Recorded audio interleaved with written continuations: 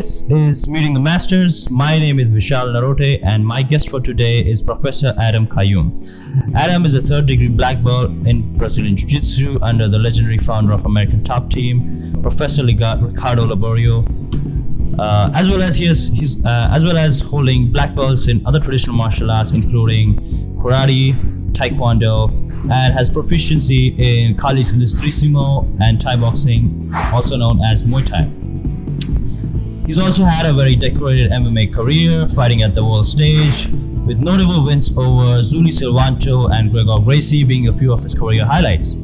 Currently, he's the owner of Q23 BJJ Academy in Bangkok and represents Martial Arts Nation in Thailand. Welcome to the show, Adam.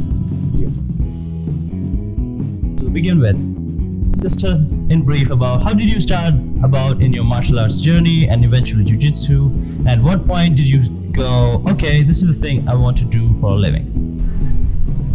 It always helps to get pushed into a martial arts program by your parents when you get bullied by a girl 2 grades above you. That usually helps. And my mom being a very no-nonsense kind of lady, I can't let that happen to my son ever again.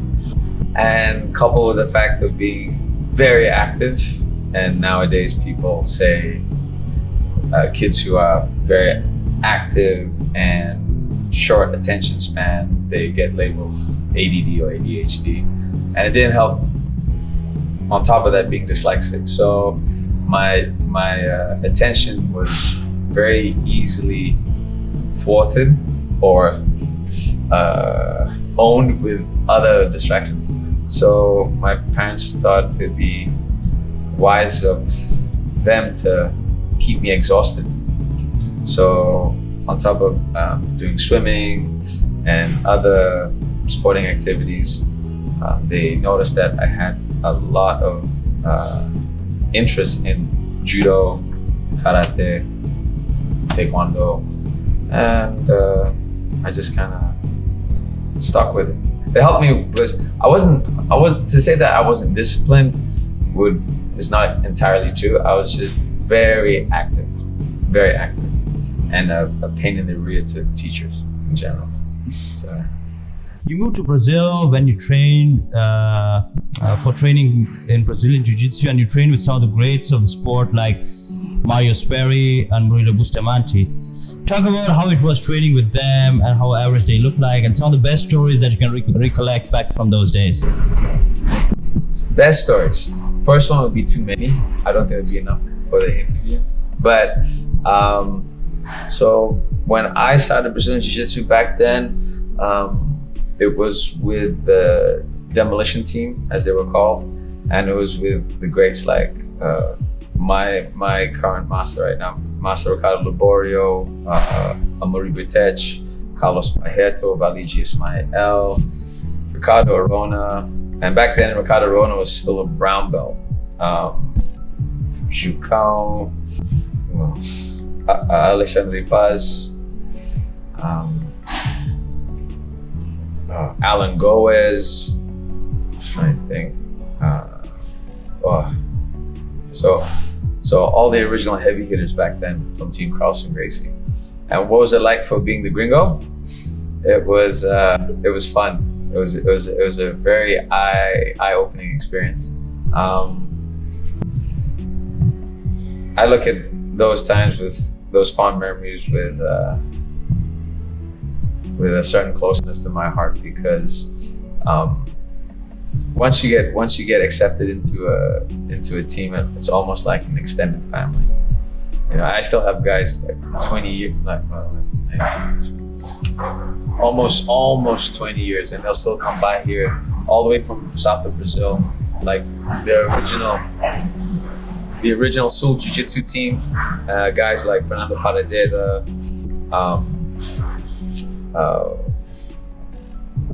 there's just so many guys, Thiago Mabildi, Fernando Pegoraro, all those guys, you know.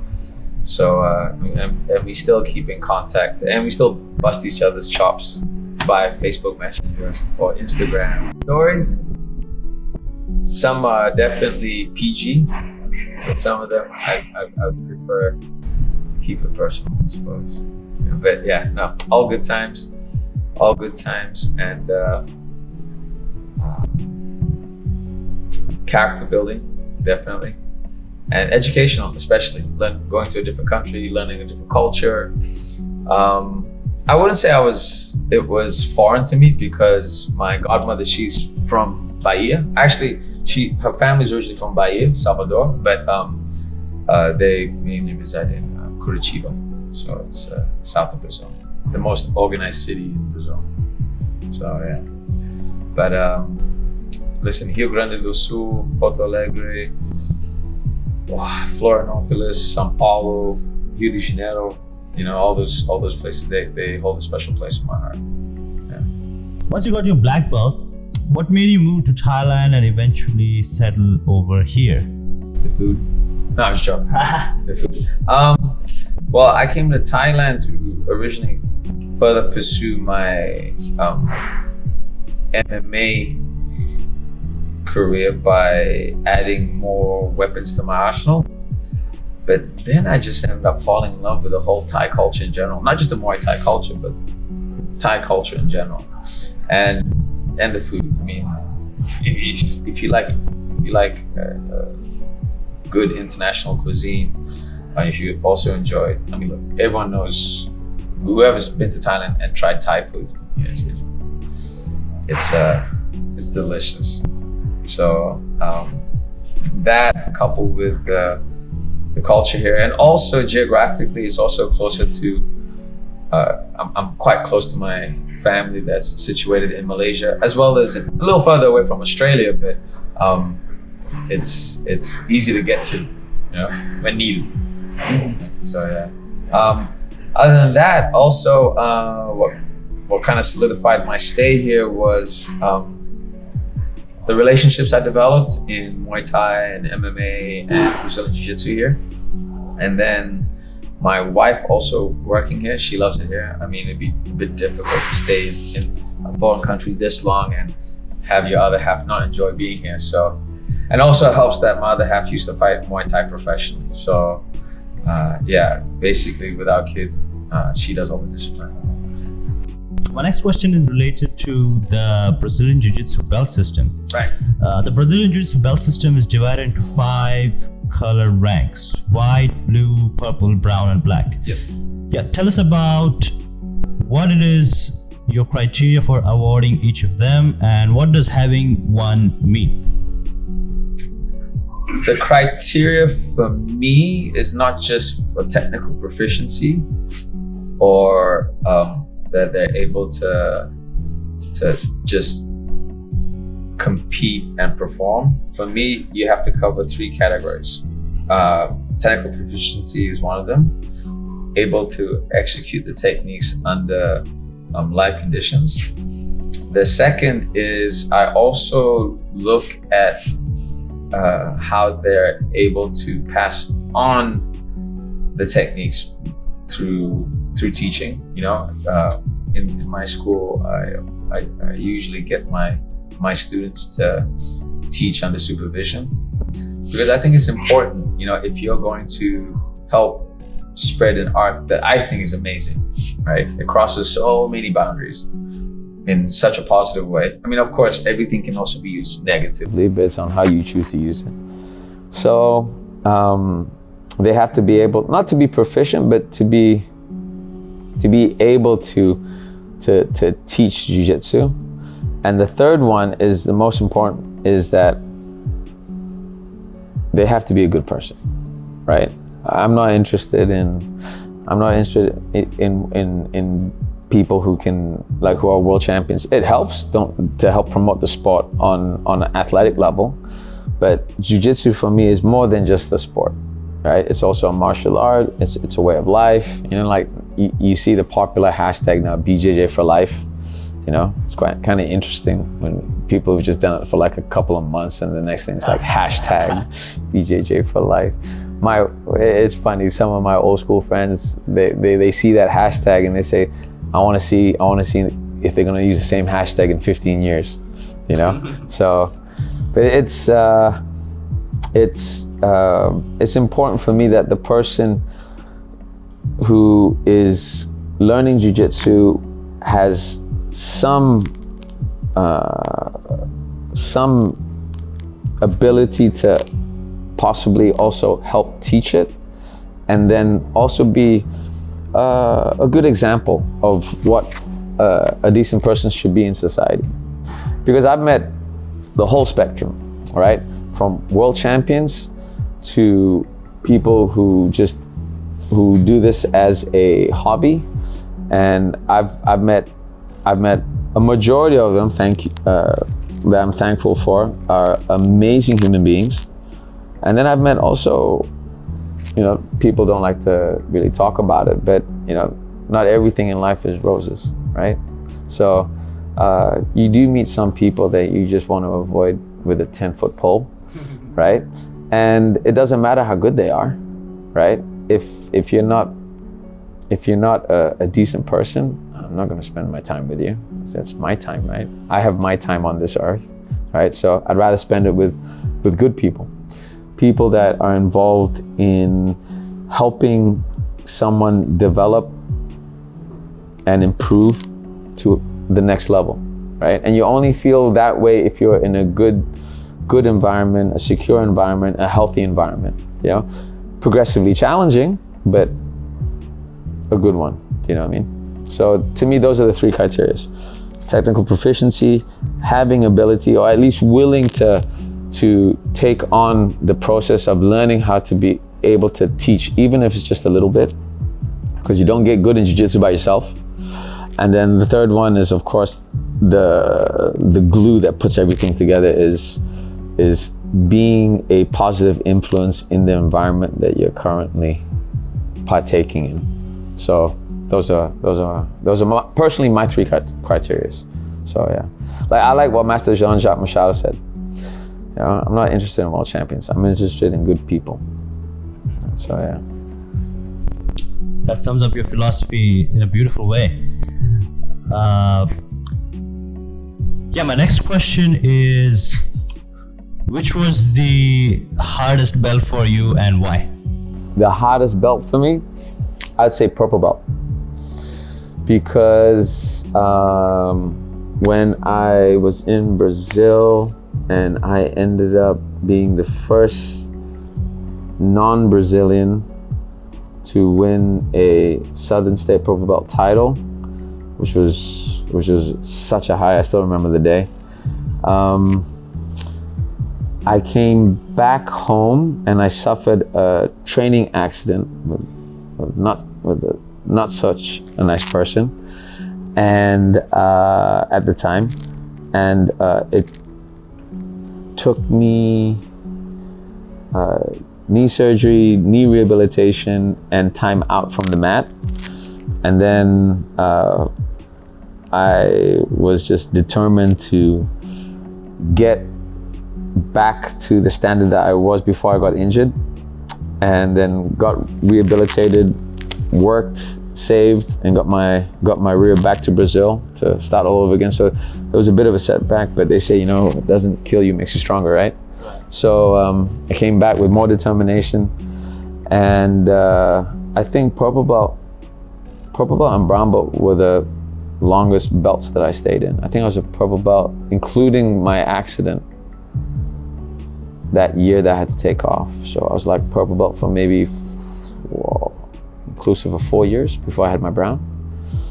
And then brown, that's when I started to really focus on expanding my toolkit for MMA. And I think I was on brown for another 4 years, 3 to 4 years. Yeah, running close to 4 years, yeah. And then I got my black after that. So yeah, and they usually say, but from purple to brown, that's when you see if someone's gonna stick it out. Because by the time you get to brown, you think, I might as well, just a few more years, you'll get your black anyway. You know what I mean? Provided that you're actually training. It's not that you get your brown and then you're all right, now sit back, wait for a year, do nothing, and then come back and expect to get your black. But yeah, from the transition from purple to brown, and for me especially purple, because when I had my injury and then I had my surgery, And then the time off the mat, and then the rehabilitation and the investment in it, and then having to come back onto it. Yeah. I just came back more determined. So I have to say, anyone who's a purple belt, hold on. Just, you'll have days that you have peaks and drops, and just, if you just need to keep going, my best advice is don't stop, no matter how slow. Even if it's just one day a week, just keep going and just enjoy the process. I know it sounds really cliche, and I hate to be that person to start throwing Hallmark card moments, but yeah, just keep going at it. Just keep going at it. No matter how slow, just don't stop. Even if it's once a week, that's 52 times in a year. Do you know what I mean? Twice a week, right? Come on, that's 26 times. That's better than none, right? So between purple and brown, listen, just keep going. That's the best advice I can give, right? You heard it, guys. All the purple belts out there, just take it out. You're gonna get to brown. And then when you get to brown, stick that out too, because you might as well. You might as well. All right, Professor, you got your black belt from Professor Ricardo Liborio, who's like a legendary character in the BJJ as well as the MMA community. What did getting that black belt mean for you? Well, for me, he was to begin with, Master Ricardo Liborio was always a personal idol of mine. You know, I remember the first time I met him in Copacabana in Carlson Gracie gym there, and I just remember seeing him, that everyone that just rocked up to him, it didn't matter what belt color, they all tapped to the 3 same moves that he did on everyone. And I remember me just innocently going up to another black belt, oh, so you're not gonna train with Master Ricardo Liborio? He turned around at me, and I thought he was gonna just kill me with his eyes. He said, why? The outcome's gonna be the same. And I just went, I didn't mean to upset anyone. I'm sorry. I'm just gonna go back into my corner, right? And not disturb anyone. So, and I remember the way that when I got introduced to Ricardo Liborio from my other instructor, who's also a legend, is Mario Sperry, right? Ze Mario. The other name that he was known for was the Zen Machine or Ze Machina. And he was just as friendly and open to me as he was to anyone else in the gym. And I just started from there, you know? So having a black belt from him, try not to think about it, because to me, I take it with very dear responsibility, you know? So, I mean, I feel I represent him, right? Anyone that gets a black belt from the instructor, they feel like they're an extension of that family. So, and he's a very impressive name to live up to. So, yeah. Of course, that comes with also pride, you know? But even he says, you know, like one of his famous quotes is, always be honest and humble to learn from anybody. And that's coming from him. So I try to stay balanced, you know, not get too fearful of that belt that he put around me, but also I'm very proud of that he honored me with awarding me the black belt. But yeah, but I do remember when I got my black belt, one of the black belts in the gym hugged me and tapped me on the back, and he goes, "Welcome to the club." And me innocently, I was like, "Oh, thank you." And then he grabbed me and pulled me in a little closer, and he goes, "Now you got a bigger target on your back." And then he let go, and I was like, "Wow, okay, that brought me down to earth real quick," right? So yeah, no, everything with a grain of salt, right? But yeah. Moving to your MMA career now. One of your career highlights was the win over Gregor Gracie in your hometown of Kuala Lumpur. Yep. Not quite far away from where you lived, right? 2-hour plane ride. Talk about how you were feeling going into that fight and what that win meant for you, especially having a guy like Henzo in Gregor's corner and their like respected Gracie family on the other side of the ring? That was another memorable time. I mean, I couldn't have asked for a better opponent and a respectful opponent, you know. And of course, coming from the Gracie family, like me, growing up in jiu-jitsu during the late 90s and early 2000s, I mean, the name Gracie carried a lot of weight. So my first hurdle was to get over that, right, in training camp. And my corner and my team helped me with that. A couple of times I'd fall back into it and go, oh my God, why did I say yes, you know? And then once I got over that hurdle, even in the first round, I was extremely gun shy because I had to try to get my head back into the present and going, all right, listen, this is a Gracie, right? And that name carries so much weight, but at the end of the day, you're still fighting a person in front of you. And once I got out of my own way, then my flow started to take over. And don't get me wrong, it was a tough fight, but also I think an interesting motivator is when you have a kid on the way as well. So my wife, I think, was 8 months pregnant at the time. So, you know, I mean, considering that my wife let me go away on camp when she was just 6 months pregnant, you know, and she had to man the fort by herself while I was away in camp.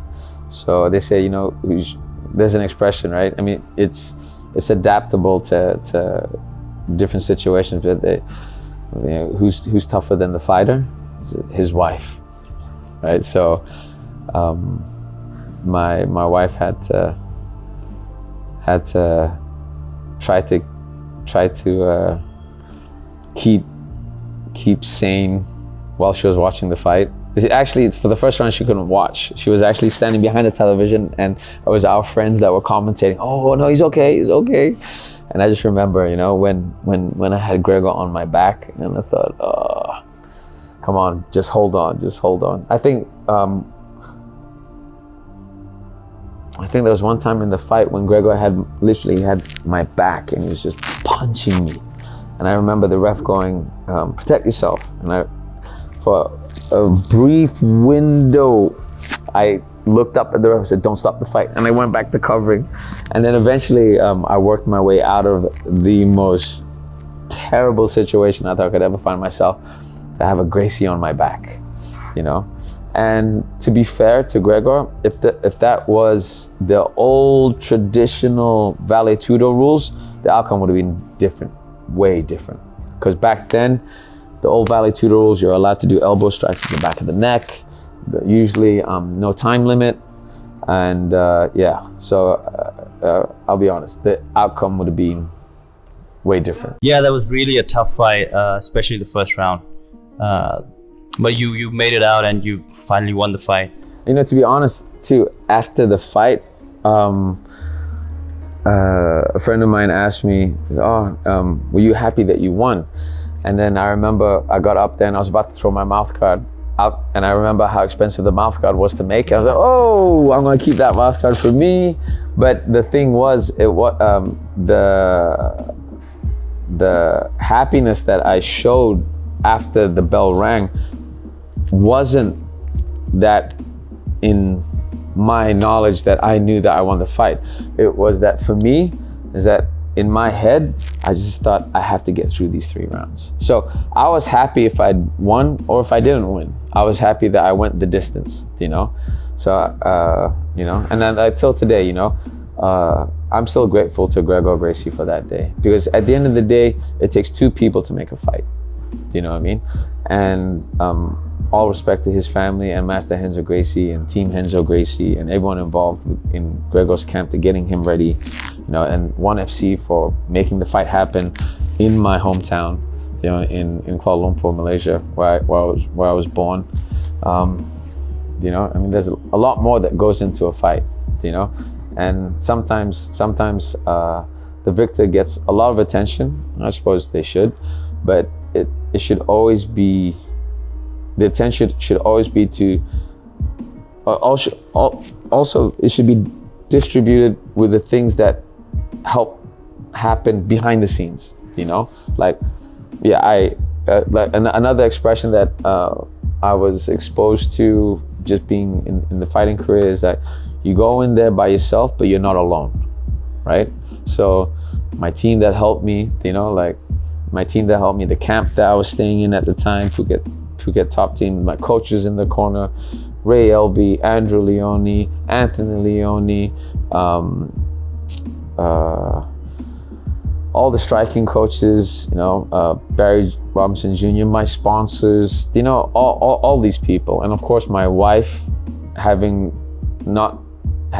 me not there with her while she was 6 months pregnant, me not being at my school, my students making sure that the academy was run, all these things, So those are also the heroes, regardless of the outcome, win or lose, so yeah.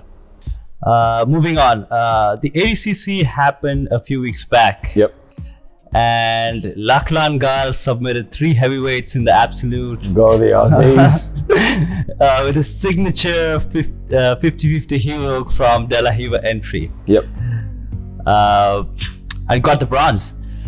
Talk about how the importance of training leg locks, or at least defending them, has grown in the recent times, and how it has changed the way people train for sub-only or these kind of grappling tournaments. So, like I said right before, it's important to have your finger on the pulse, right, in the relative community that you're in. So, training leg locks, it's important, if you're going to compete, definitely. I still study, I still study, I still try to learn, experiment. So I definitely encourage people to train leg locks. The thing is that I make sure what people have to understand is that I say this jokingly, but with a dose of seriousness and reality, is that I can go to work with both my legs and my arms in a sling.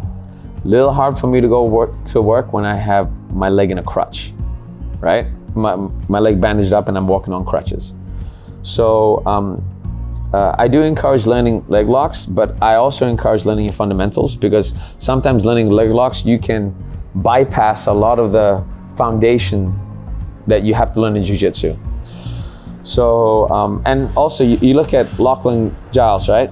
He wasn't an overnight success. He wasn't a white belt that just learned a few leg locks and said, you know what, I want to take my chances and jump into ADCC, So he was already a decorated black belt, and he put his time into the mat.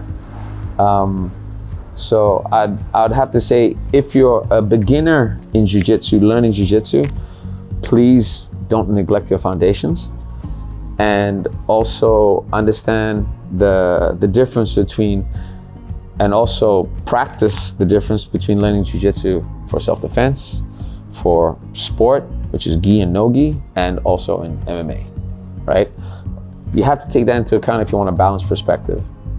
And the other thing is that in my gym, we, especially with the leg locks and especially with beginners, we focus a lot on defense in the beginning. And it might seem a little tasteless or not as tasty or exciting, but it's important because at the end of the day you need your legs, right? But we do the method of catch, hold, control, and release, right? If you're able to catch, then the next step is for you to see if you can hold it. And if you can't hold it, try to control the situation, like a knee bar, learning how to roll out of a knee bar, but also learning how to hold the knee bar as you roll. And then catch, hold, control, And if you can control it over a certain period of time, that means you can apply it slowly. That means both parties can enjoy the whole process safely, right? So like heel hooks. Heel hooks are dangerous, right? They are a very effective move that can debilitate someone very quick. That's what got me out of jiu-jitsu as a purple belt, right? Not training with someone that had safety in mind, and I got seriously injured, and then I had to have knee surgery, and it kept me off the mat, you know? And one thing in my gym, I always drill this, even with my kids. I said, jiu-jitsu starts with respect, ends with respect, and the most important person on the mat is your training partner. And if everyone takes that collective approach, you're gonna have a good, productive, safe, educational experience on the mat. And of course, what happens? You wanna keep coming back and training because you can, and because you want to, which is definitely a huge motivating factor in your process in learning and training in jiu-jitsu. So yeah, don't ever limit your views. It was interesting, this ADCC, because that match, most of the guards, the fancy guards that we see in gi and maybe probably no gi as well, people have started to focus, even during the trials, on more leg locks, especially purple and the upcoming belts, once you get your fundamentals down. Right. Yeah. And for the sports situation, leg locks is becoming the go-to move because it works based regardless of the weight of the person once you grab legs. So what is your opinion on people trying to learn leg locks or focus on leg locks, especially at an intermediate level, and maybe probably at an advanced level, even after getting their black belts? For sure. I think you should be educated even as a white belt, but focus more on defense. But on an intermediate level and on an advanced level, of course, right? Don't close yourself off. You know what I mean? Don't look at leg lock and go, oh, that's cheating. That used to be an old attitude in Brazil, you know? And people that used to like going for leg locks, they used to have the nickname bicho de pé, right? So or another one was ringworm. What was it? Like the equivalent of being called someone like athlete's foot. There, because you just go for leg locks. It used to be considered cheating, which I suppose you can, because you can shortcut, you know, to a submission quick.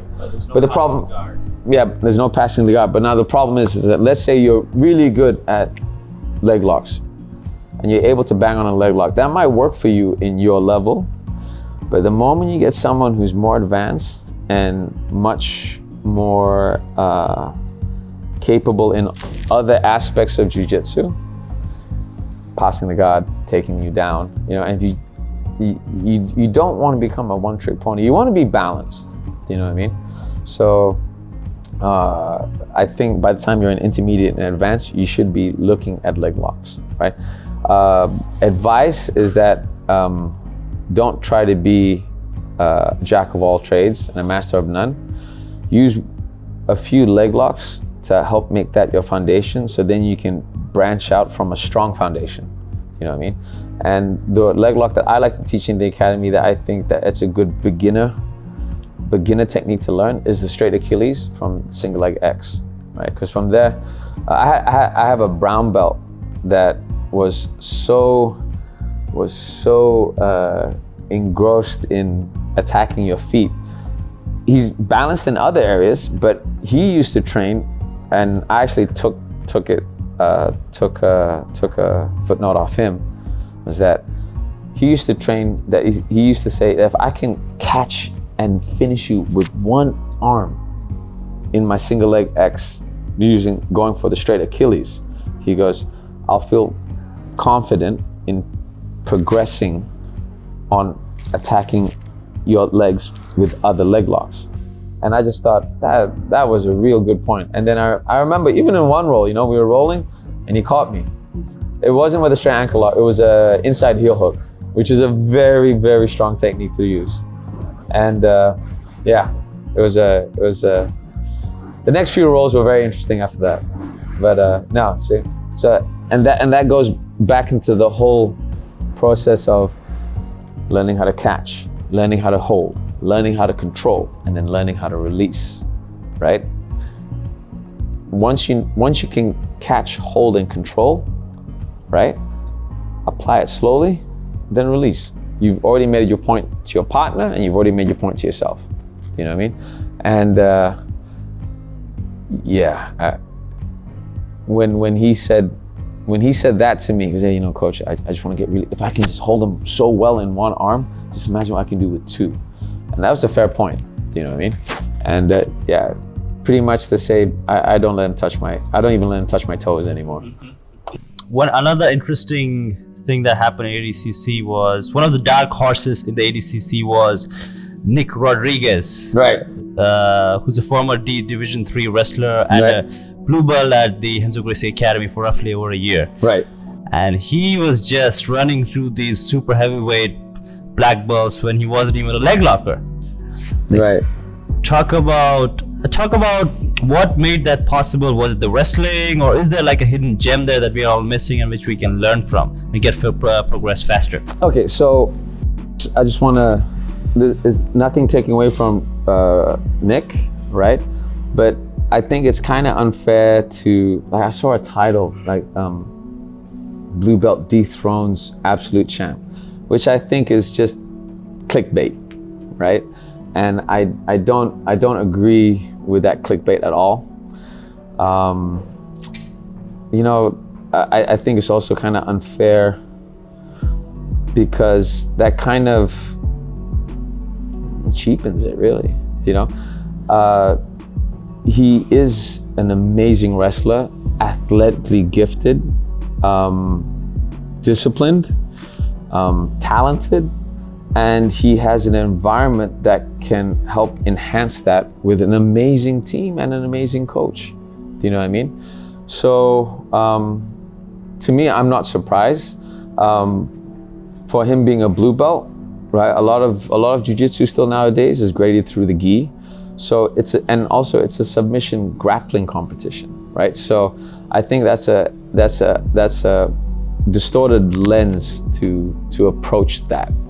You know, blue belt beats an absolute champ. Just take another ordinary blue belt and put that against another ordinary absolute champ, right? So it just shows what happens when you have a quality team, a quality athlete, a quality coach equals quality, right?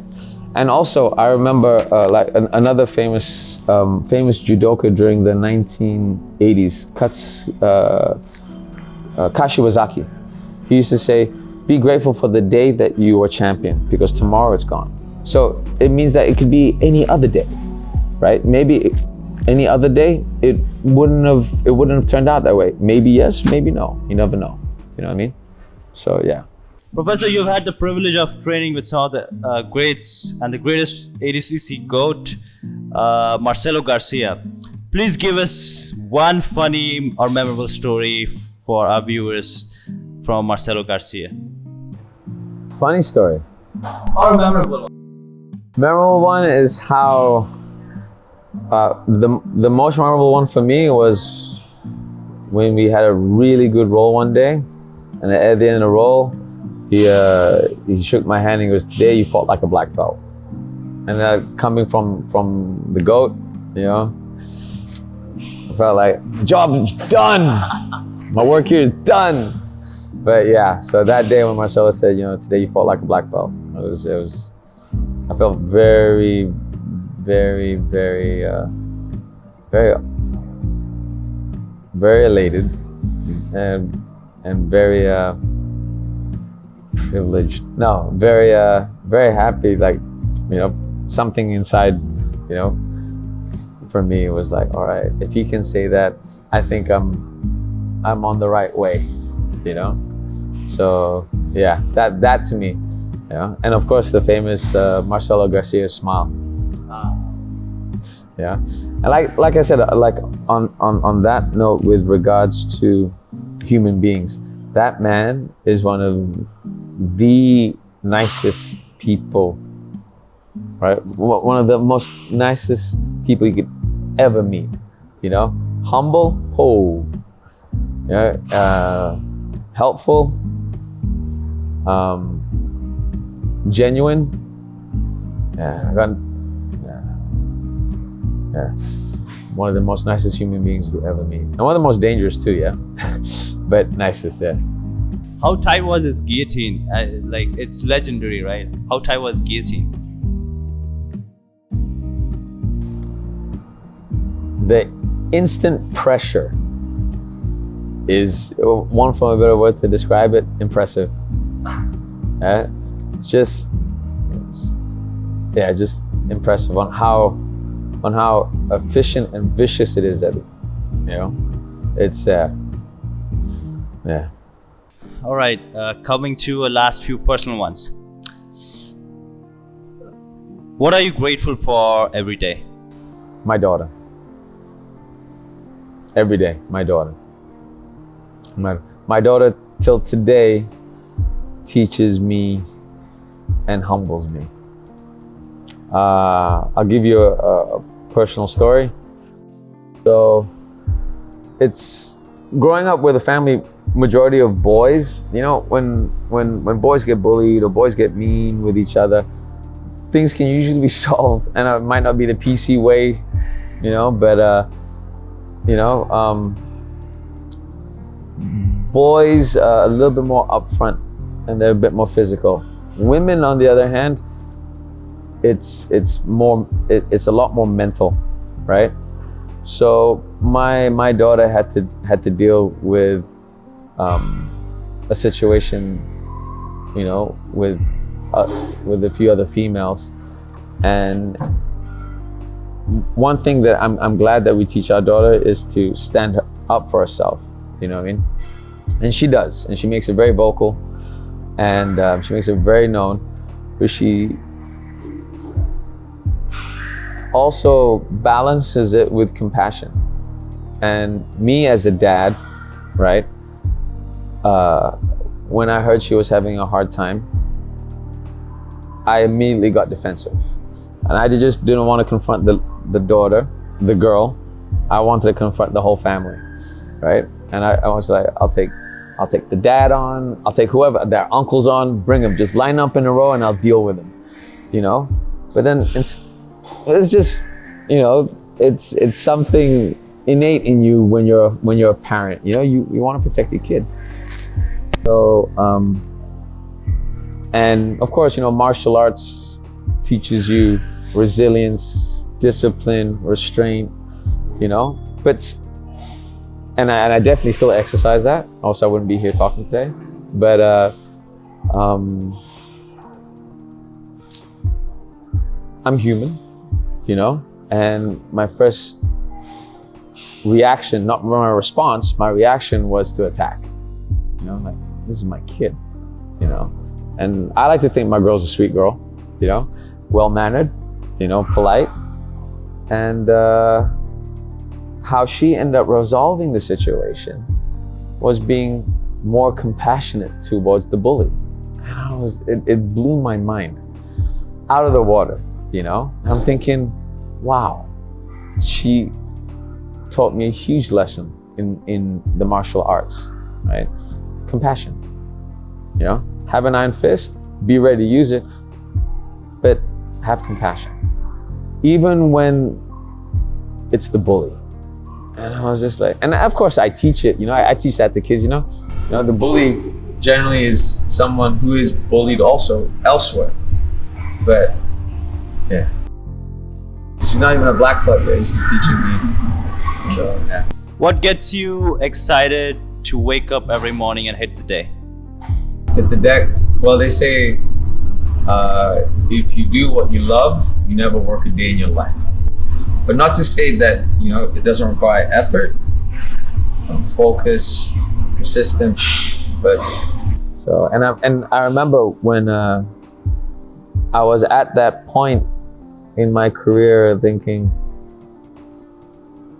should I do this? Should I do this? And faith, love, and hard work. You know, and not to say that it's a straight road either, right? But yeah, I'm glad I decided to do what I love. So yeah, I don't wake up to go to work. I just wake up to do what I love. Okay, here's a difficult one. What do you like more, wrist locks and toe holds, or Krispy Kreme and masala tea?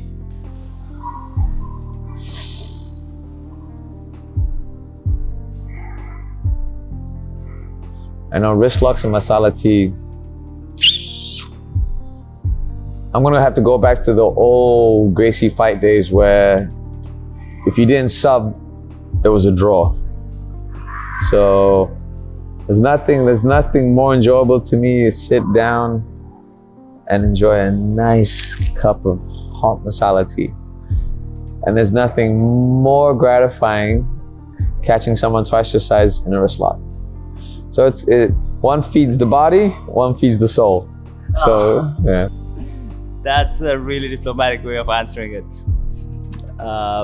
Okay, here's an interesting one. Yep. And one of my favorite ones to ask is, if you had a phone call right now with a 20-something-year-old Adam, what would you tell him? Oof.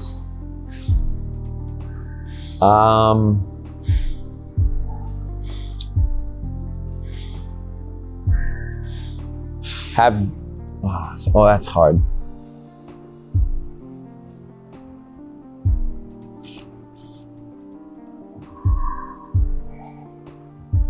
Look after your body. Don't disrespect the vehicle that you're gonna use for what you love. The amount of surgeries that I had and rehab and all because of that cliche saying, no pain, no gain. Oh, definitely, yeah. No pain, no gain. Yeah, get a lot of pain and the gain of hospital bills. So I'd say definitely approach your training. I'd be like, Adam, listen, first thing I want you to do is to make sure you have a balanced approach. Make sure that you look after your body. Don't push through pain, especially if it's severe pain. There's nothing macho about pushing through pain. Discomfort is different. Just want to get that out in the clear. But yeah, if I had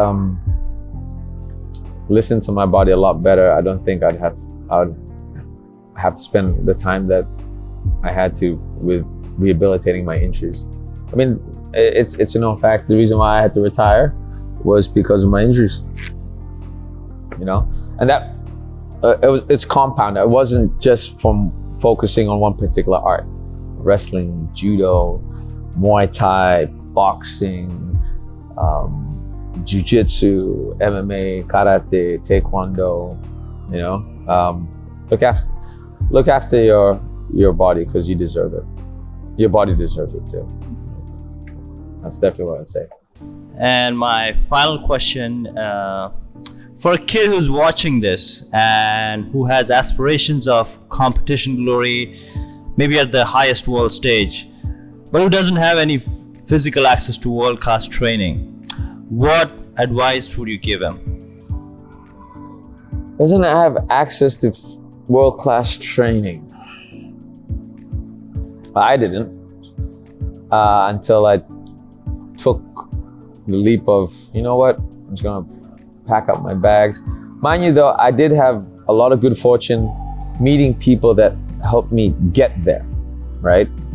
So my first grappling jiu-jitsu submission grappling coach was a man by the name of Crystal Weaver who used to fight in Pancras. And then from there, fate had it that he met someone from Carlson Gracie, Jiu-Jitsu at the time. And then that's how the ball started rolling from there. I mean, like back in the days, even then, like 1995, 96, UFC, the original UFC with the Gracie family, I was just starting in the States, let alone in Australia, let alone in Malaysia, right? So, making connections helps. Someone who is, I think if you kind of stay here, I'm gonna sound like another Hallmark card again. Stay true to yourself. Believe, pray, have faith, you know, and from whatever background your faith is, right? Having faith is important, right? And sometimes blind faith with objectivity as well, but you know, it is important. And persistence, focus, you know. Don't just also see achieving a belt or a title as the end of the road, because once you reach that, I think you stay into an abyss and get lost. You have to also see, I saw jiu-jitsu as something that I could practice for life. When I saw Gregor Gracie doing what he did, and the stories of Carlson Gracie doing what he did, Senior doing what he did, I'm thinking, awesome, I know I can go for this, I can achieve this, I can do this, I can train in this. But then at the end, if I still want to do what I love, will this help me carry through and help me broaden my horizons in other life experiences, not just in martial arts, but learning how to teach better, learning how to run a business, you know what I mean? So, have goals, be focused in them, but it's really a process, you know, and it's a journey. And don't ever think just because you get that title, it ends there. You know what I mean? It continues. If you want it to continue, you can still continue. Just might evolve into other ways. You know what I mean? Because I remember when it's, how you gonna, you're not, your background's in design, you know?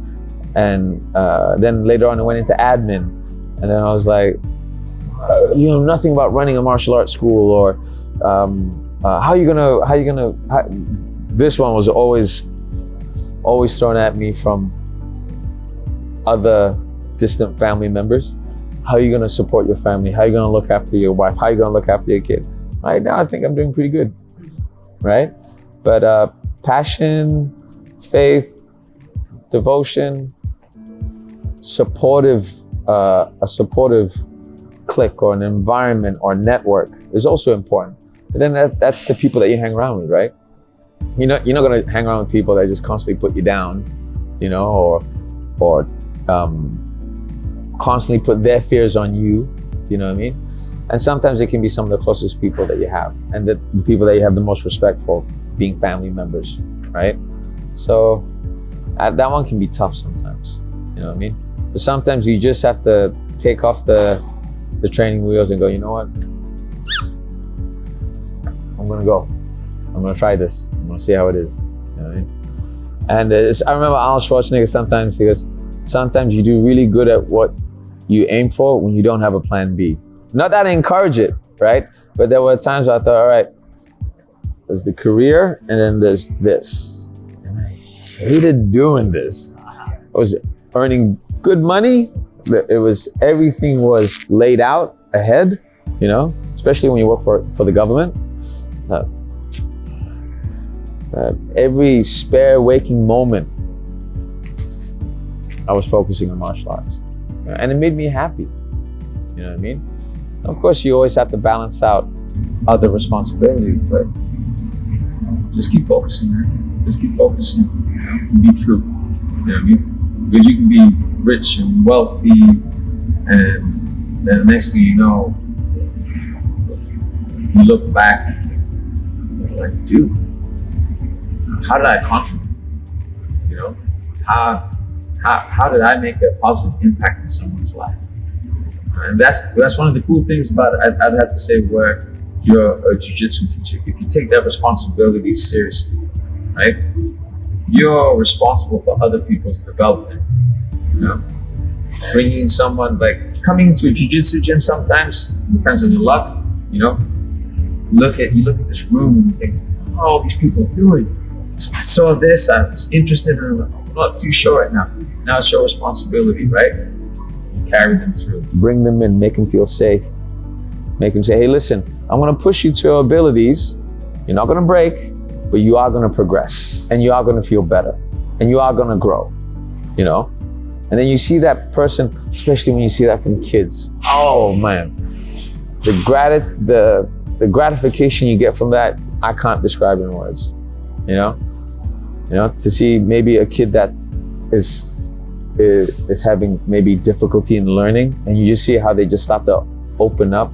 You know, some kid that's reserved, you know, maybe even slightly antisocial, and then he puts that trust in you, and then you go, you know what, I'm gonna cultivate this and give him a better tool to help him improve himself and help feel better about himself. You can't put a price on that. Yeah. So yeah, that's my answer. Just believe in yourself, take action, reach out for better connections, And have a good supporting environment. Have a good supporting environment. That's for you guys. All right, thank you so much, Professor, for your time and doing this interview for us. We're so grateful. Thank you so much. Thank you. Thank you so much for having us. Thank you. Thank you so much. Thank you, guys. I want to say to Gregor and Familia Gracie, if it wasn't for you guys, if it wasn't for Hoist, I would have never been here. I would have been stuck in a job doing design, making designs, copyrights and advertising for people I would have gladly head kicked over a table.